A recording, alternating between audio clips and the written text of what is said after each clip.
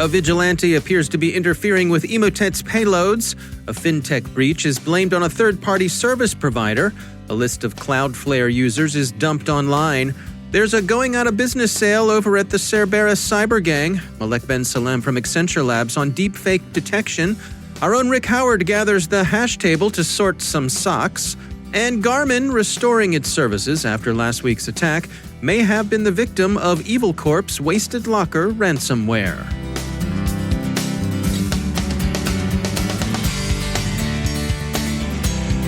And now, a word from our sponsor, ExtraHop, securing modern business with cloud-native network detection and response. The massive shift to remote work has turned the reality of work on its head. With cloud and multi-cloud adoption, comprehensive visibility is more important than ever. But in order to protect your business, you need more than unified visibility. You need intelligence response workflows so teams can collaborate easily and act quickly. ExtraHop helps organizations like Wizards of the Coast detect threats up to 95% faster. As John Kreese, senior IT engineer, put it, quote, ExtraHop is helping us accelerate cloud adoption by ensuring our workloads are secure. See how it works in the full production demo, free and no forms required at extrahop.com/cyber. That's extrahop.com/cyber. And we thank ExtraHop for sponsoring our show.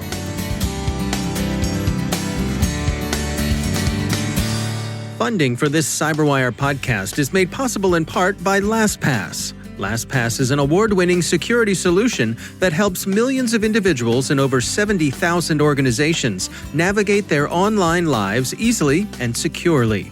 Businesses can maximize productivity while still maintaining effortless, strong security with LastPass. LastPass can minimize risk and give your IT team a breakthrough integrated single sign-on, password management, and multi-factor authentication solution. From the CyberWire studios at Data Tribe, I'm Dave Bittner with your CyberWire summary for Monday, July 27th, 2020. A vigilante is contesting control of the Emotet infrastructure with its criminal masters, ZDNet reports. About a quarter of all Emotet payloads are thought to be affected. The specific method of interference is replacement of the images that carry the malicious Emotet payload with harmless animated GIFs. Emotet, you will recall, had for some time been reckoned among the more dangerous strains of crimeware in circulation. Its botnet went silent in the first week of February, but returned in its present form earlier this month. The vigilante's work was first observed last Tuesday. Who the vigilante might be is unknown, but speculation runs from it being an individual or crew from the security industry, to independent white hats, to a rival criminal gang trying to take market share from Emotet. Digital banking app maker Dave, also a tech unicorn and no relation to this host of your podcast, yesterday confirmed that it had sustained a data breach that exposed more than 7 million users' data, ZDNet reports. The data lost include names, phone numbers, emails, birth dates, and home addresses. Social security numbers were also lost but were apparently encrypted, and passwords accessed in the breach are said to have been hashed. Dave attributes the compromise to a breach at Waydev, a third party which was once a service provider. The data have appeared on more than one hacking forum. The most prominent release was by the Shiny Hunters on Raid, where the data were posted without charge. For its part, Dave says that it's working with the FBI and that it's brought in CrowdStrike to help recover from the incident. Interfax reports that Ukraine's National Security and Defense Council reports that some 3 million Cloudflare users have been named and their IP addresses identified in a dark web dump. This story is still developing. Hard times in the world of crime, at least for the gang responsible for Cerberus. The Android banking Trojan is up for sale. Bleeping Computer reports that security intelligence firm Hudson Rock found the for sale signs malware-as-a-service racket is auctioning itself off for a reserve price of $50,000. If you'd prefer not to bid, then the whole shebang, customer list, installation guide, and source code can be yours for $100,000 cash on the virtual barrelhead. Why the sale? According to the post offering to sell Cerberus, it's a matter of time. The gang broke up, and the maintainer can't sit on the site 24/7 to provide users the promised support. We hope Cerberus disappears, but it will probably be back under new management. Last week's attack on Garmin is now believed to have been WastedLocker ransomware, Bleeping Computer says. The BBC reports that the extortionists demanded a $10 million ransom from Garmin. The company is continuing to restore its services. Aviation services were first back up last week, and service for wearables returned over the weekend, although some users are still complaining of problems. The company has been relatively tight-lipped concerning what it's characterized as an outage, but Garmin has reassured its customers that, to the best of its knowledge, none of their data are at risk. The perpetrators are thought to be the Evil Corp Russian cybergang. Evil Corp was placed under U.S. sanctions in December of last year, and that complicates the risk calculation of any victim that might be considering paying the ransom. We note that there's been no suggestion we've seen that Garmin is interested in doing this. Paying Evil Corp would itself constitute a violation of U.S. sanctions and could expose any victim who paid to legal consequences. So what's up with Evil Corp? Here we turn to British tabloids and the American feds for enlightenment. Fleet Street, which glories in lurid tales of crime, has published some screamers over the weekend about Maxim Viktorovich Yakobets, generally regarded as Evil Corp's proprietor. Permit us to share some of them. The Daily Mail calls him a 33-year-old Russian playboy hacker who drives a customized $250,000 Lamborghini that sports vanity plates featuring the word vor, that is, thief. He shares the Russian underworld's odd predilection for making pets of exotic big cats, in his case, a pet tiger and lion cubs. The Mail cites as evidence of his immunity from molestation by Russian police Mr. Yakobets' selfie videos of doing donuts around cop cars in his tricked-out Lambo, which apparently don't even get him a traffic ticket. The Sun points out, complete with glamour shots and wedding photos, that Mr. Yakobets is married to the glamorous and well-connected Alyona Bendyerskaya, whose daddy is a senior retired officer in Russia's FSB, one of the KGB's successor agencies. Papa is said to have popped for a €250,000 wedding at a golf club, which the Sun reports on rather breathlessly as if all of this is a bad thing or something. Maybe there's something to that, since traditionally golf was regarded as a decadent Western sport over in Russia. But times change. And as for those £250,000 spent on cake, DJ, hall renting, catering, specially printed paper, napkins, and so on, well, come on, it was the bride's special day. Where's the love? But anywho, any of that high-octane social juice is said to explain, in part, why Mr. Yakobets enjoys the apparent immunity he does from arrest in Russia. A more significant piece of the explanation, at least as seen through Anglo-American eyes, is that Mr. Yakobets is in cahoots with the FSB. That is, his gang is among those the official Russian organs call upon for various services against those they wish to damage in cyberspace. That's what the U.S. Treasury Department said when they lowered the sanctions boom last December. So, Mr. Yakobets is wanted by the U.S. FBI for conspiracy and conspiracy to commit fraud, also for wire fraud, bank fraud, and for intentional damage to a computer. The Bureau is offering up to $5 million for information leading to Mr. Yakobets' arrest and conviction. He and his associates remain at large, and they're expected to do so until they either wear their welcome out at home or decide to do something rash like vacation in Florida, which when we last checked had an extradition agreement in place with the United States. Still, trying to check in at the Disney World Four Seasons seems like a logical next step for one consumed by criminal hubris, or at least someone with a major urge to visit the happiest place on Earth, and whatever they may say, that ain't the Arbot.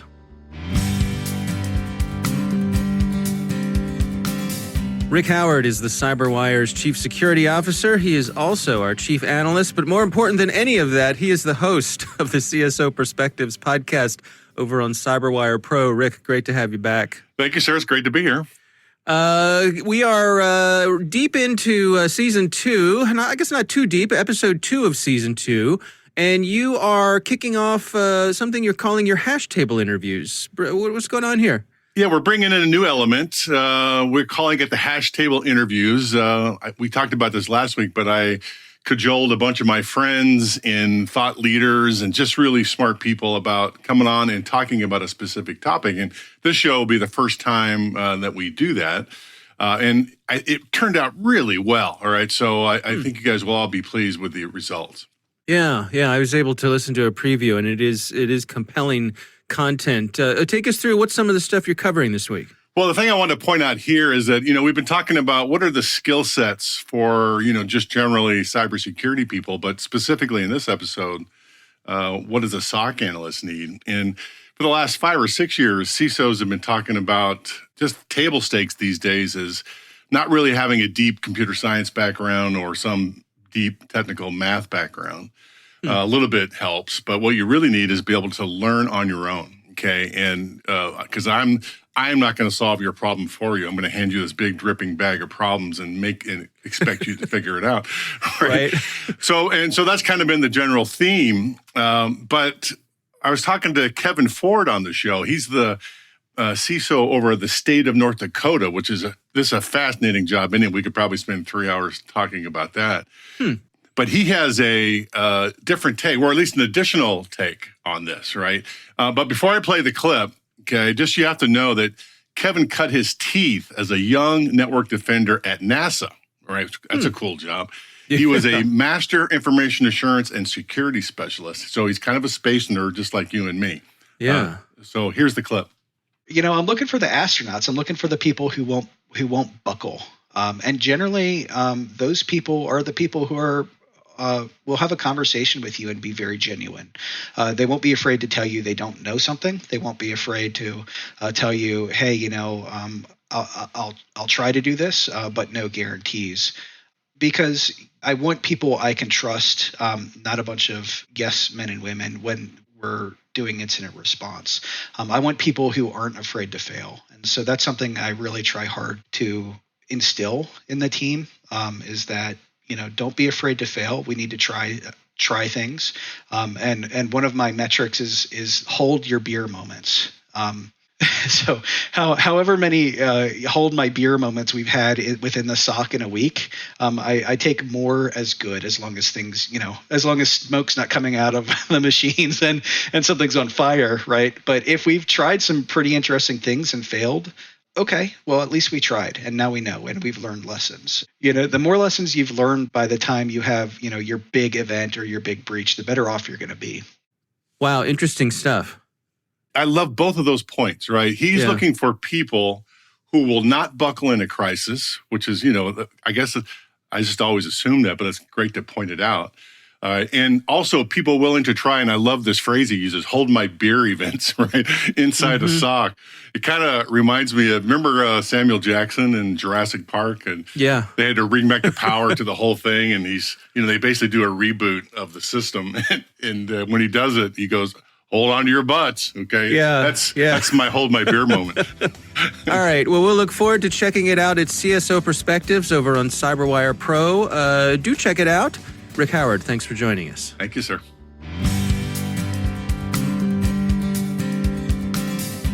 And now, a word from our sponsor, GDIT. Cyber impacts every aspect of our lives. That's why GDIT is driven to ensure clients have cyber protection today while outthinking the threats of tomorrow. GDIT secures today, embedding resilient cyber solutions into every aspect of the mission, from fortifying our nation's critical infrastructure to securing the tactical edge. And they prepare for tomorrow, deploying new technology and partnerships to anticipate and preempt future risks.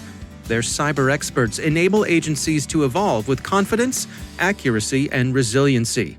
They do all this because they know cyber is not a singular part of the mission. It's the thread that runs across every endpoint, every network, and every person. By proactively protecting, instantly responding, and constantly evolving, GDIT makes today secure and tomorrow smarter. Learn more at gdit.com/cyber.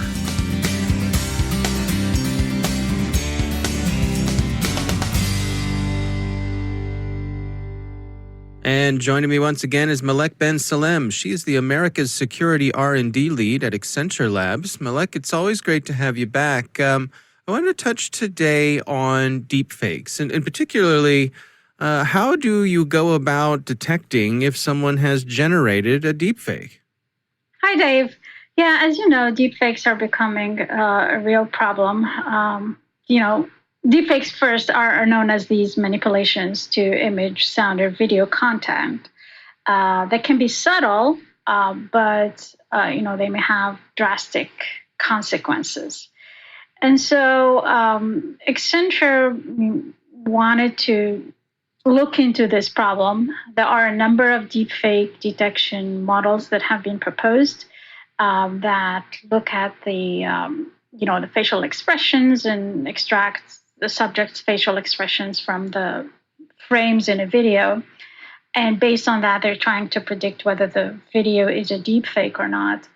But there have been limitations to those models. They mostly rely on CNNs, the convolutional neural networks, which show great ability in detecting the deepfakes when they're trained with data, but their main limitation is that they cannot generalize, meaning that if you expose them to data that they have not seen before, to videos they have not been seen before, they are unable to accurately predict whether the video at hand is a deepfake or not. So within my lab, what we wanted to look at is address this problem of lack of generalizability, or what we call overfitting to the training data that was used to build the model.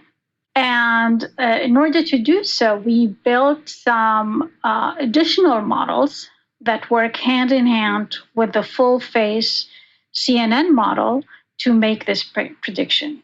So you end up with an aggregate model, a primary model that is the full face CNN, and a secondary model that itself is made up of weaker models that look at certain features within the image or within the facial expression. So you may have a model looking at the chin, you may have a model looking at the blur in the image, etc.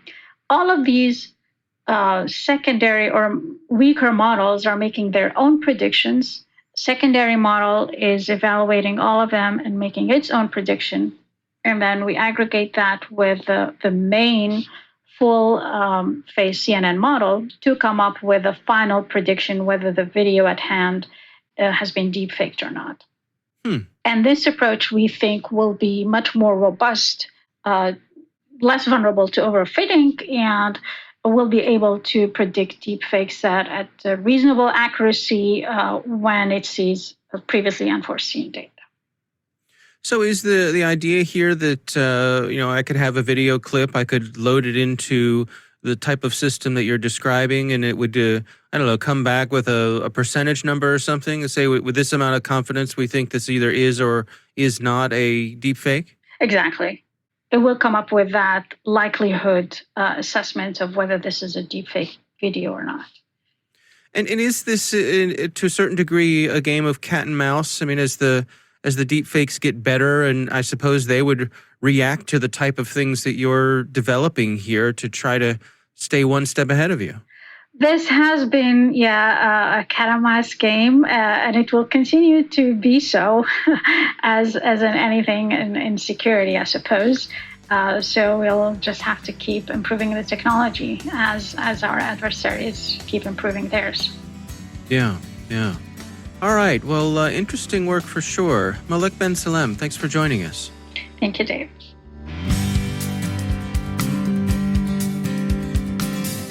And that's the CyberWire.